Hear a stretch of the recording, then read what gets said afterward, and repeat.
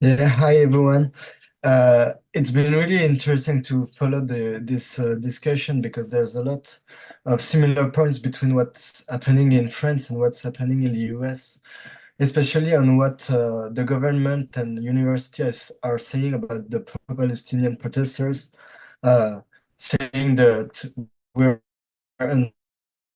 anti-Semitic, that we're pro-Hamas, and labeling us as a minority that is making noise and showing something that's really not what everyone thinks.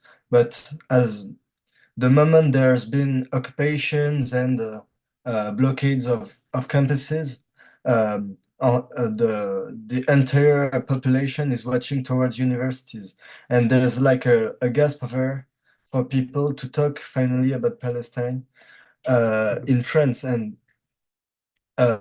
concerning the Sorbonne, we asked them to stop their collaboration with Israeli universities, and they only answered that it was not up to them to talk about it.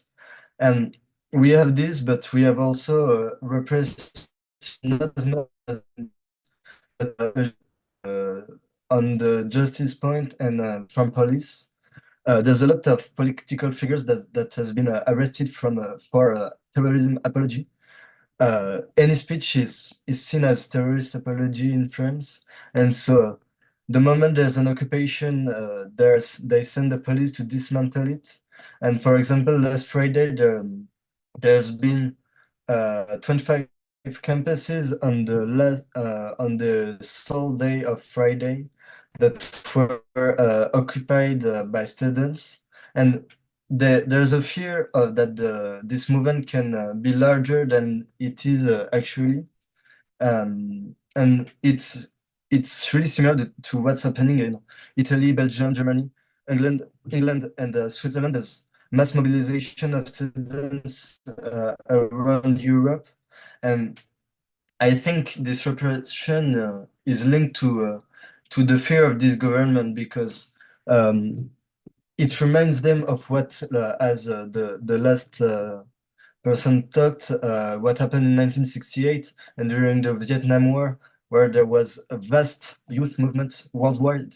And these movements weighed on these world leaders' choices. I think it's important to put weight on these world leaders that do as they want because they're um, they're led by their care of profit and money, and maintaining domination over people, especially right now over the Palestinian people. But we can see this in lots of other region of the world where they use war to maintain their domination.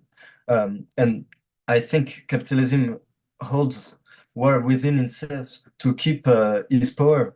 And and we can see it today, but we saw it with Vietnam, etc. And it's been 200 years that wars have been used to keep this domination, and it's particularly evident, obvious in the Middle East since the creation of Israel, but even before that.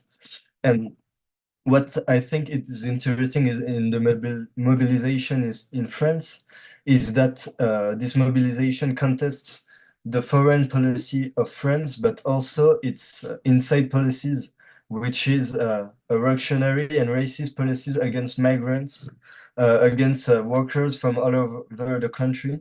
And people make the connections between what they say about the Palestinian and how they treat people in the inside. And I think it's important to put pressure on this government, but all of these governments that have blood on their hands, they're financing and sending weapons to finance a massacre. And I think it's important in all those countries to be together and to protest as much as we can against these governments.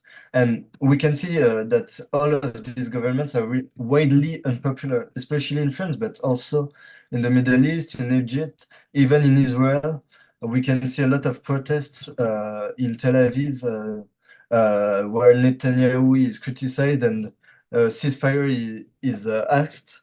And I think we're at a moment where this mobilization can make us win and make those governments back off from what they do usually. And we are big today, but I think we can be much more tomorrow, and that's all we can hope for, I think.